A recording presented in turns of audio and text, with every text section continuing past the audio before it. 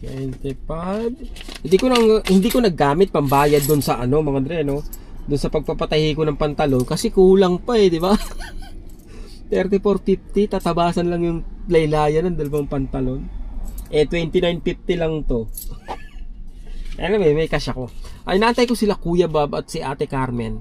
Papunta sila rito, galing sila sa Rigo. Rigo, nandun po yung ano, yung church ng Lourdes, mga Dre, no, ng Lourdes. At yan, dadalaw nga sila rito. Kaya magla-lunch kami sa labas ngayon, mga Dre, no, inaantay ko sila. Dahil konti yung comments, konti na rin lang yung likes, no? Hindi nyo ba gusto yung video, mga Dre? Alam nyo ba, sa pamamagitan ng pagla-like sa mga video na pinapanood nyo, ay malaki po ang naitutulong nun sa content creator na kagaya ko, mga Dre, no? Kaya huwag nyo pong kalimutan, kahit like lang, kahit dislike, magpahayag po kayo ng emosyon nyo kung ano yung nararamdaman nyo patungkol dun sa napanood nyo. Yun. Thank you in advance, mga Dre, no? Sasara yan. Okay lang yan, ate. Mag-asawang gala, oh. Mag-asawang gala. Ate Carmen. Asawang gala. Parang hindi na kayo nagpapahinga sa bahay niyo. Wala kasi magawa sa bahay. Dito? Oo. Dito sa ano? Dito sa 40 sarado. Kaya nag-20 kami. Okay, sa 52 ka. Okay. Okay, siguro lumipat. 5 years, pwede ka na mag-retire. Excuse me, miss.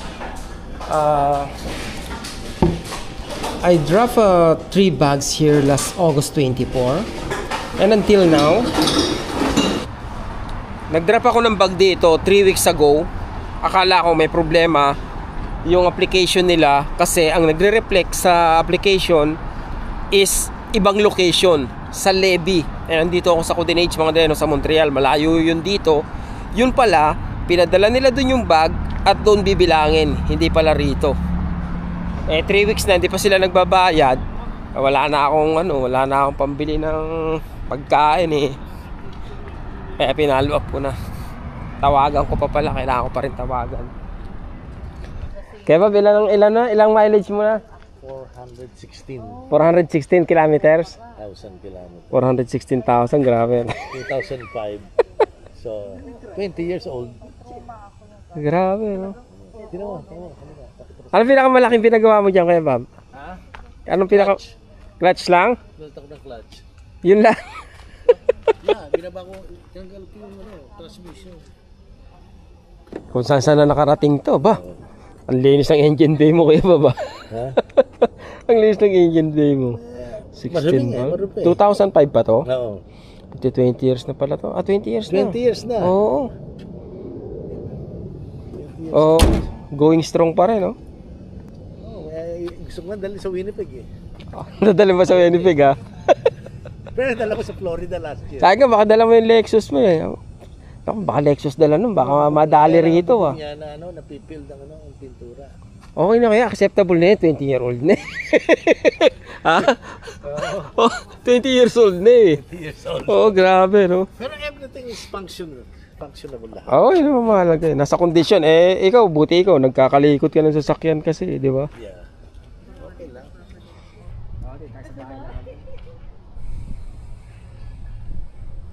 Bahay mo, Rice?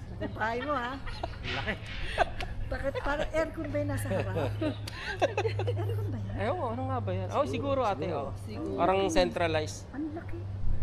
Mga bagong additional sa bahay na luma. Ba't nandyan, oh? Bakit nasa harap? Ang pangit naman. Kaya nga. Yan lang ang option niya siguro. Siguro paupahan to, Rice. Hindi ate. Access ng, lift. For the wheelchair. Oh, lift. Oo. See you in December, Kuya Bob. Natuloy, ha? See you in December. Okay. Kaya nag-aya eh. Sasama daw sa Chicago, ate. Lamig, ha? Wala siyang kasama kasi. Gago, ang lamig nun. Ay, okay, Kuya Bob. December, kundi Chicago, Florida. Oo. Oh my God. Palayo na yan. Kuya, ingat kayo, Kuya. Oo, ingat. Thank you, ate. Okay. Ingat kaya. Okay, thank you. Okay. Ano yun? Lakas na na. Sa'yo yun?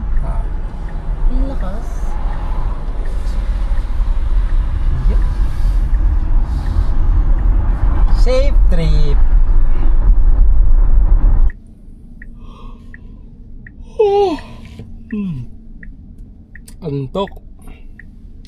4:51. Kakauwi lang. Galing na rin sa part-time mga dre, no? Lumabas ako sa trabaho ng alas 4.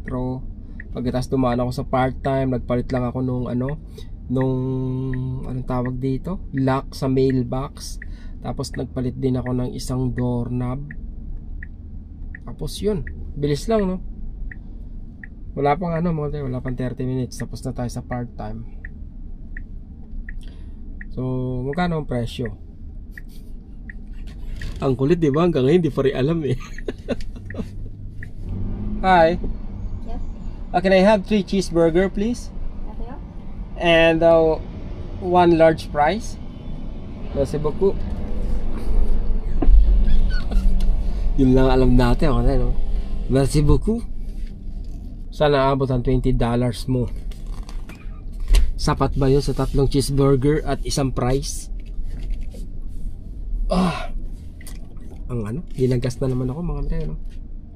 Nawala na to eh nung nag-diet ako, meat diet. Natanggal tong na to eh, yung problema ko sa acid reflux eh.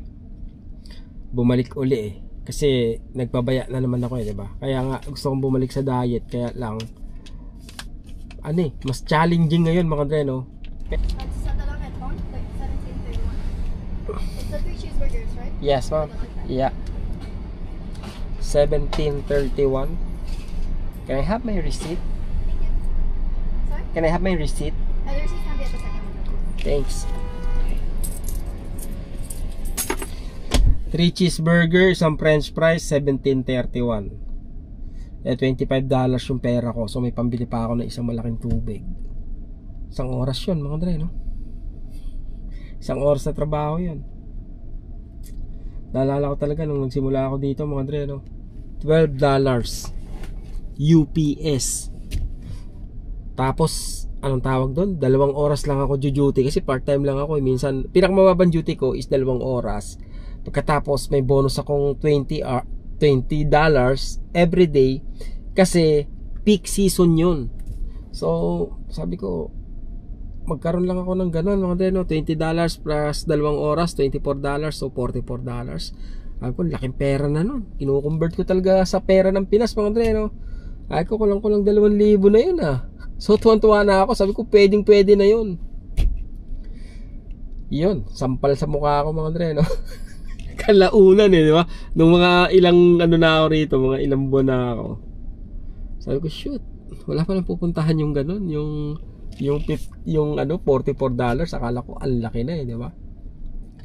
Can I have my receipt?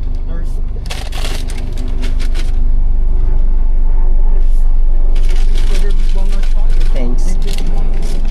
Alam mo yun, may ipon ka na oh, may pera ka na oh, biglang may mangyayaring hindi inaasahan, di ba, na pagkakagastusan. So, di ba, pupunta yung ganon, hindi naman pwedeng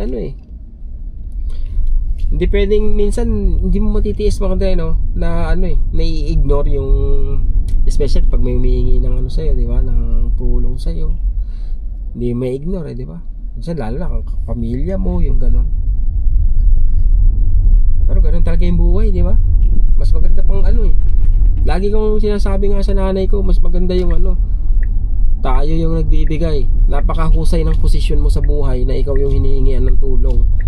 Kasi sa totoo lang, kung ikaw yung manghihingi ng tulong, hindi mo nga alam kung tutulungan ka eh, 'di ba? Kaya sabi ko kay Ermat, pasalamat tayo, 'di ba, na tayo nasa posisyon para kahit papaano makatulong ka ng konti. Kasi hindi rin madaling humingi ng tulong eh, 'di ba? Kumbaga nakakailangan din 'yan ng kumbaga ipong-ipong lakas ng loob at kapal ng mukha mga dre, no? Kumbaga kailangan mong kainin yung pride mo eh bago ka makalapit sa isang tao. Yung tipong alam mong marireject ka pero kailangan mong kapalan yung mukha mo dahil nga ang higpit ng pangangailangan mo, 'di ba? Lalo na sa pangangailangang medical. Talaga magbabaka sakali ka, 'di ba? Kahit alam mong mapapahiya ka.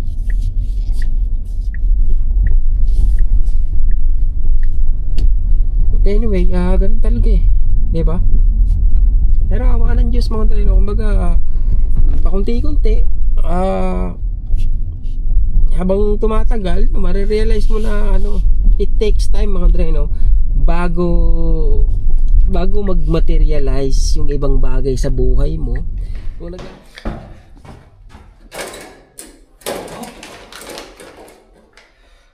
baka akin to, malaki yung papel.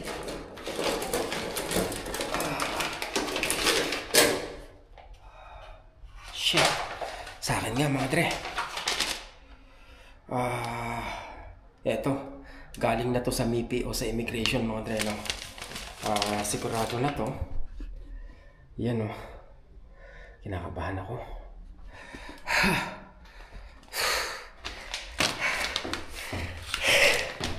Resulta to mga dre, no? ng aking pinasa na application nila Airman. Oh gosh. Teka lang. Bigla akong kinabahan. Mamaya ako nabubuksan mga dre, no?